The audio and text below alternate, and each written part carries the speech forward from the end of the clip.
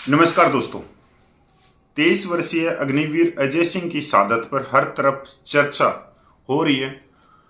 पूरी social media आप देख रहे होगी, चाहे अखबारों की बात हो, चाहे इलेक्ट्रॉनिक्स मीडिया की बात हो, हर तरफ अग्निवीर की बात हो रही है।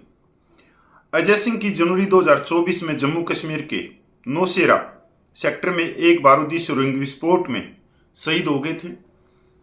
इसके बाद में जैसे ही अग्निवीर का मुद्दा संसद में उठा, उसके बाद में कांग्रेस और बीजेपी आईटी सेल एक दूसरे को झूठा साबित करने के लिए, एक दूसरे को नीचे गिराने के लिए अपनी तरफ से पूरा जोर शोर लगा दिया।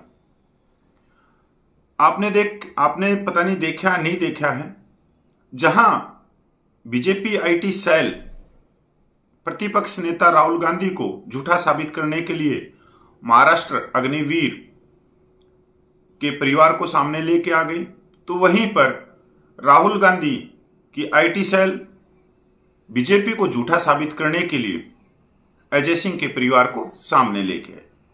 हम आज इस पे विस्तार से चर्चा करते हैं और सभी के जो वीडियो क्लिप हैं उनको भी हम बीच में रखेंगे कि आखिर चल क्या रहा है।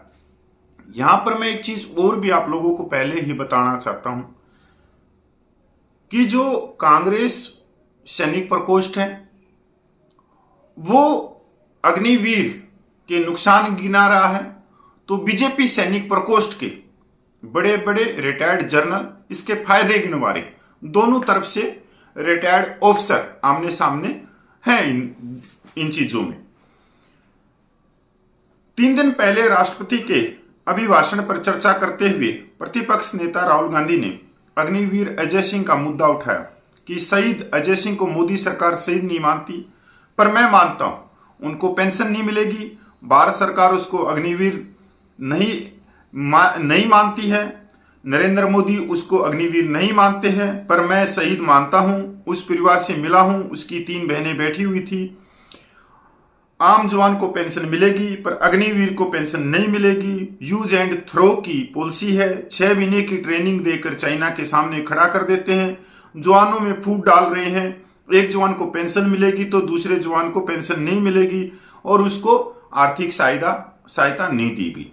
उनके जो 1.5 मिनट का क्लिप है, पहले आप ये क्लिप देखें राहुल गांधी जी का, उनके बाद में जो माननीय रक्षा मंत्री ने जवाब दिया वो भी देखना। छोटे से घर में अग्निवीर शहीद हुआ, लैंडमाइन ब्लास्ट में शहीद हुआ। मैं उसे शहीद कह रहा हूं, मगर हिंदुस्तान की सरकार उसे शहीद नहीं कहती। नरेंद्र मोदी उसे शहीद नहीं कहते हैं, नरेंद्र मोदी उसे अग्निवीर कहते हैं। उस घर को पेंशन नहीं मिलेगी, उस घर को कॉम्पेंसेशन नहीं मिलेगी, शहीद का दर्जा नहीं मिलेगा। और बेचारे बैठे हुए थे, 3 बहनें थी, एक साथ बैठी हुई थी, रो रही थी। आम जवान को पेंशन मिलेगी, जरूर दुख होगा, मगर हिंदुस्तान की सरकार आम जवान की मदद करेगी। मगर अग्निवीर को जवान नहीं कहा जा सकता। अग्निवीर यूज एंड थ्रो मजदूर है। और आप उससे कहते हो, उसको आप 6 महीने की ट्रेनिंग देते हो, 6 महीने की ट्रेनिंग देते हो। दूसरी तरफ चाइना के जवान को 5 साल की ट्रेनिंग मिलती है, राइफल लेकर उसके सामने खड़ा कर देते हो, उसके दिल में भय पैदा करते हो। एक जवान और दूसरे जवान के बीच में फूट डालते हो कि एक को पेंशन मिलेगी, एक को शहीद का दर्जा मिलेगा, दूसरे को नहीं मिलेगा, और फिर अपने आप को देशभक्त कहते हो। ये कैसे देशभक्त हैं? प्रतिपक्ष नेता राहुल गांधी ने अग्निवीर का जो मुद्दा लोकसभा में उठाया, तो उसी समय रक्षा मंत्री राजनाथ सिंह जी कुर्सी से उठे और उन्होंने जवाब दिया। आप उनका भी जवाब सुनिए।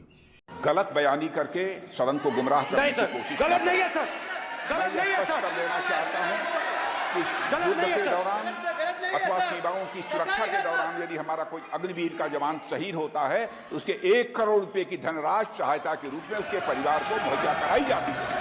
इस प्रकार की गलत बयानी से सभी को गुमराह करने की कोशिश नहीं की जानी चाहिए। संसद महोदय अध्यक्ष,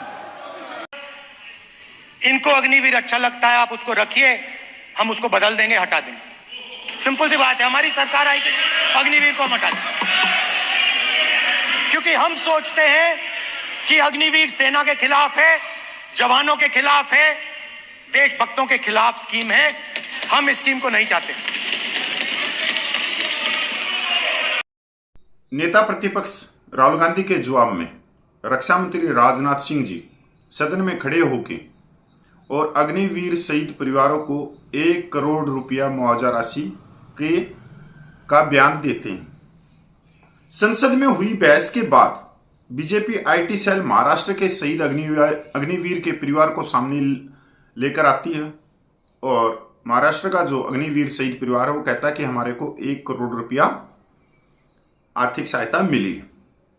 इसके जवाब में कांग्रेस शहीद अग्निवीर अजय सिंह के परिवार को मैदान में उतार देती है और उनका परिवार कहता है कि अग्निवीर योजना को वापस लिया जाए और सरकार की तरफ से कोई पैसा नहीं आया है। आप शहीद अग्निवीर अजय सिंह के पिताजी के बयान एक बार सुनिए। अजय कुमार दा पिताजी बोल रहे हैं, क्योंकि राहुल गांधी ने बहुत मुद्दे उठा रहे ने। ये जी मोदी सरकार है, माननीय राजनाथ ने कल बयान दिता भी 1 करोड़ रुपया शहीद के परिवार ਨੂੰ ਅਸੀਂ पा चुके हैं। हाले तक सानू कोई पैसा नहीं आया, ना कोई मैसेज आया। हाँ जी, उदय वह झूठ सवाल बोलने जा रहे हैं। राहुल गांधी कोशिश कर रहे कि अग्निवीर योजना बंद होनी चाहिए, रात ये रेगुलर भर्ती होनी चाहिए। हाँ जी, ना शहीद का कोई दर्जा दिता, मोदी सरकार मानती नहीं रहा। शहीद का दर्जा नहीं दे रहे बच्चे अजय कुमार जो दूसरे रेगुलर शहीद का दर्जा मिला प्राप्त होता नहीं। 2 इन्होंने बनाई टीम, एक अग्निवीर बनाती, दूसरी फौज बनाती।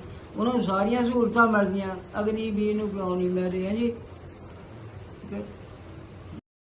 देर रात प्रतिपक्ष नेता राहुल गांधी शहीद अजय सिंह के पिता के बयान को लेकर देर रात फिर एक साझा वीडियो सोशल मीडिया पर पोस्ट कर देते हैं। अब ये भी नमस्कार। संसद में अपने भाषण में मैंने कहा सत्य की रक्षा हर धर्म का फाउंडेशन है।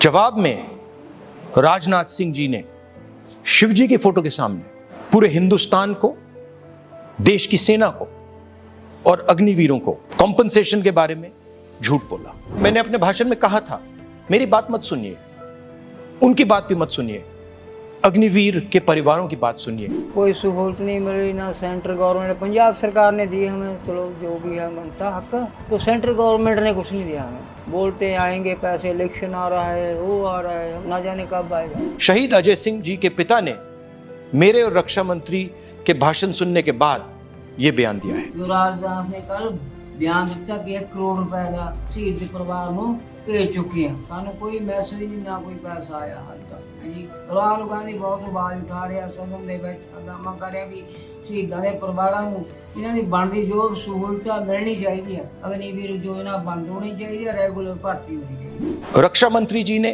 संसद में शहीद अजय सिंह जी के परिवार से, अग्निवीरों से, सेना से और देश के युवाओं से झूठ बोला है।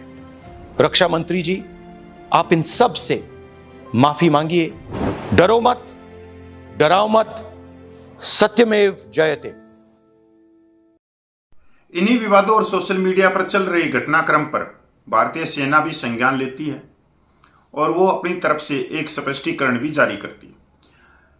दोस्तों, ये जो अग्निवीर का जो मुद्दा है, ऐसा नहीं है कि ये जो पिछले दिनों में जो उठा है तो ये कोई मामूली, जो हम जिसको कह सकते हैं कि मामूली कोई हवा का झोंका था, नहीं। ये जिस तरह से गर्मियों में कोई आंधी आती है और जब वो आंधी आती तो दिखना भी बंद हो जाता है, इतनी मिट्टी धूल, बिजली के खंभे गिर जाते हैं, पेड़ टूट जाते हैं, उसी तरह से पिछले 3 दिन में ये घटनाक्रम सोशल मीडिया से लेके इंग्लिश न्यूज पेपरों से लेके हिंदी के अखबारों से लेके और जो अलग अलग राज्यों में जो उनकी स्थानीय भाषाएं हैं उनके अंदर फर्स्ट पेज पे ये मुद्दा छाया होगा। भारतीय सेना का भी एक्स पर क्लैरिफिकेशन आ जाता है अग्निवीर अजय कुमार के लिए मिलने वाले भर्ती पर स्पष्टीकरण। एक बार ये भी देख लेते हैं भारतीय सेना ने क्या कहा है। अग्निवीर अजय कुमार को मिलने वाली भर्ती पर स्पष्टीकरण। सोशल मीडिया पर कुछ पोस्टों से पता चला कि ड्यूटी के दौरान जान गंवाने वाले अग्निवीर अजय कुमार के परिजनों को मुआवजा नहीं दिया गया। इस बात पर जोर दिया जाता है कि भारतीय सेनाएं अग्निवीर अजय कुमार द्वारा किए गए सुरक्षा बलिदान को सलाम करती है। अंतिम संस्कार पूरे सैन्य सम्मान के साथ किया गया। देय कुल राशि में से अग्निवीर अजय के परिवार को पहले ही 98.39 लाख रुपये का भुगतान किया जा चुका है। अग्निवीर योजना के प्रावधानों के अनुसार लागू लगभग 67 लाख रुपये की अनुग्रह राशि और अन्य लाभ पुलिस सत्यापन के तुरंत बाद अंतिम खाता निपटान पर भुगतान किए जाएंगे।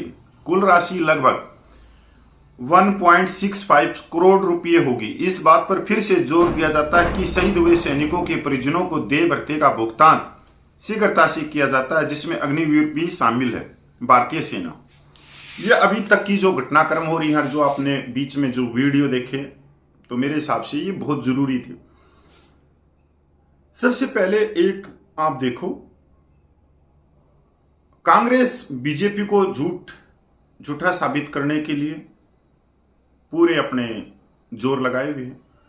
उधर से बीजेपी कांग्रेस को झूठा साबित करने के लिए और अपने आप को सच साबित करने के लिए पूरा जोर लगाए हुए। अब इस दोनों राजनीतिक पार्टियां जो आमने सामने हैं, जो अपने वजूद को बनाने के लिए लड़ाई लड़ रही है, उसमें जो पिस रहे हैं वो नौजवान पिस रहे हैं। यहां तक भी आप देखोगे जो दोनों पार्टियों के सैनिक प्रकोष्ठ हैं और जो सैनिक प्रकोष्ठ में रिटायर्ड बड़े बड़े अधिकारी हैं, जनरल, मेजर जनरल, कर्नल, वो भी एक दूसरे के सामने आके खड़े हो गए। क्या कभी आपने 75 सालों में इस राजनीतिक सत्र को देखा था? कितने नीचे लेवल पे चली जाएंगे कि हमारे ही जो रिटायर्ड ऑफिसर हैं, एक अग्निपथ योजना के फायदे गिनवा रहे हैं तो दूसरे उसके नुकसान गिनवाए जा रहे हैं। यहां तक दोनों पार्टियां खुद अपने आप को पीछे करके और जिन्होंने देश सेवा करी है, जिन्होंने सेना की वर्दी पहनी है, उनको आगे लेके आ रही। और ये हमारे जो रिटायर्ड सेना के पूर्व अधिकारी हैं, जिनको बोलते हैं ऑफिसर IQ, पता नहीं क्या, वो भी समझने के लिए तैयार नहीं है। बस वो एक तरह से पार्टियों की स्वामी भक्ति में लगे हुए। वो इतने पढ़े लिखे होने के बावजूद कि आप जब दोनों डिबेट कर रहे हो, बहस कर रहे हो, तो निचले लेवल में इसका मैसेज गलत जा रहा है, नौजवानों का मनोबल पे प्रभाव पड़ रहा है। आप लोगों ने या आप लोगों के सिर के ऊपर अशोक सितम रहा है, 140 लोगों ने आप लोगों को सलाम किया, और आज देखो आप किस दर्जे की राजनीति करने लग गए, कि राजनीतिक पार्टियों के चश्मे पहन के एक तरह से आप अंधभक्ति करने लग गए, जबकि आप लोगों की उम्र 60, 65, 70 साल है। अब क्या चाहिए आप लोगों को? जीवन को गुजारने के लिए आपके पास में हर सुविधा है, पर दूसरी तरफ देखोगे कि करोड़ों गरीब भी हैं जो फुटपाथ पे सोते हैं। आप अच्छा मैसेज नहीं दे सकते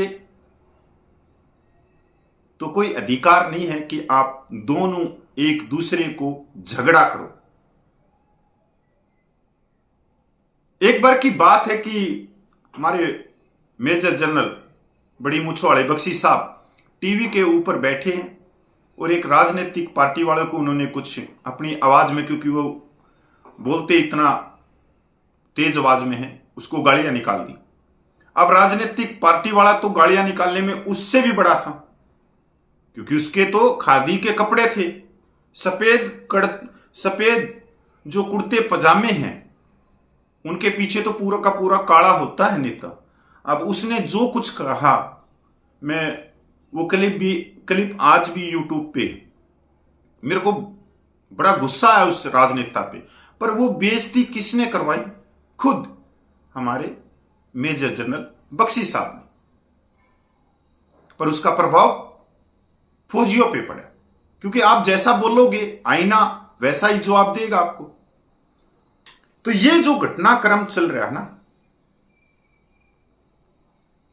आप लोगों के माध्यम से मैं ये कहना चाह रहा हूं कि सरकार ये कह रही है कि हमने सभी से सलाह मशवरा किया। आज सरकार से मैं ये कह रहा हूं हाथ जोड़ के कि अग्निपथ योजना को आप वापस ले लोगे तो ठीक है, 3 दिन 4 दिन कांग्रेस ये कहती रहेगी कि हमारा दबाव था, हमने वापसी करवा दी। पर 3 दिन के बाद में इससे बीजेपी पार्टी को ही फायदा होगा कि उसने आम जनता की बात को सुना, नौजवानों की बात का मान और सम्मान दिया और योजना वापस ले ली। अगर फिर भी बीजेपी को इस चीज से भी निकलना है कि कांग्रेस ये ना कहे कि हमारे दबाव में अग्निपथ योजना वापस ली गई, तो मैं बीजेपी सरकार को इतना कहना चाहता हूं कि 28 लाख पूर्व सैनिक हैं। आप कोई फार्म भर के उनके पास में भेज दो, वो कैंटीन में, क्लिनिक में, डीपीडीओ में, सैनिक जिला सैनिक बोर्ड में रोज हजारों की संख्या में पूछते हैं। अगर उनकी तरफ से, पूर्व सैनिकों की तरफ से यह कहा जाए कि भाई अग्निपथ योजना को वापस ले लिया जाए, तो ले लेना चाहिए, क्योंकि उनसे बड़ा विशेषज्ञ कोई नहीं, उनसे बड़ा कोई बुद्धिजीव नहीं है, चाहे कोई बड़ा प्रोफेसर हो, चाहे कोई बाहर देश का बड़ा अधिकारी हो, क्योंकि उनका जीवन सिपाही में ही भर्ती वो हुए हैं और सिपाही से ही वो नायक, हवलदार, सूबेदार बने हैं। तो वो आपको सच्चाई का मार्ग दिखा सकते हैं, आईना दिखा सकते हैं कि इसके फायदे कितने हैं, इसके नुकसान कितने हैं, आने वाले समय पे क्या प्रभाव पड़ेगा और कहां तक ही जाएगा। तो मेरे हिसाब से आज बीजेपी सरकार को पूर्व सैनिकों के पास में पूछना चाहिए, 28 लाख पूर्व सैनिकों से, और इस चीज के ऊपर वही खुलकर चर्चा कर सकते हैं। क्योंकि अभी तक मेरा यह है कि अगर आज के दिन पूर्व सैनिक, जो छोटे रैंक के पूर्व सैनिक है, रिटायरमेंट हैं, वो भले ही कांग्रेस पार्टी से जुड़े हों, बीजेपी पार्टी से जुड़े हों, बहुत सारे पूर्व सैनिक जुड़े हुए हैं, दूसरी राजनीतिक पार्टियों से जुड़े हुए, पर इनके अंदर एक चीज के ऊपर सहमति है, चाहे वो बीजेपी पार्टी से जुड़े हुए सैनिक हैं या कांग्रेस पार्टी से जुड़े हुए पूर्व सैनिक हैं, वो चीज एक कहते हैं हर जगह कि अग्निपथ योजना वापसी ली जाए। इनका स्टैंड बिल्कुल क्लियर है। ऊपर जो सैनिक प्रकोष्ठ हैं बीजेपी और कांग्रेस के, उनका स्टैंड बिल्कुल क्लियर नहीं है, क्योंकि वो अपनी स्वार्थ होता है, कोई राज्यपाल बनना चाहता है, कोई सांसद बनना चाहता है, तो उस हिसाब से वो जो देश की आंखें खोलनी चाहिए उस तरह की वो राजनीति नहीं करते, वो तो खुद की स्वार्थ की करते हैं। जय हिंद, वंदे मातरम।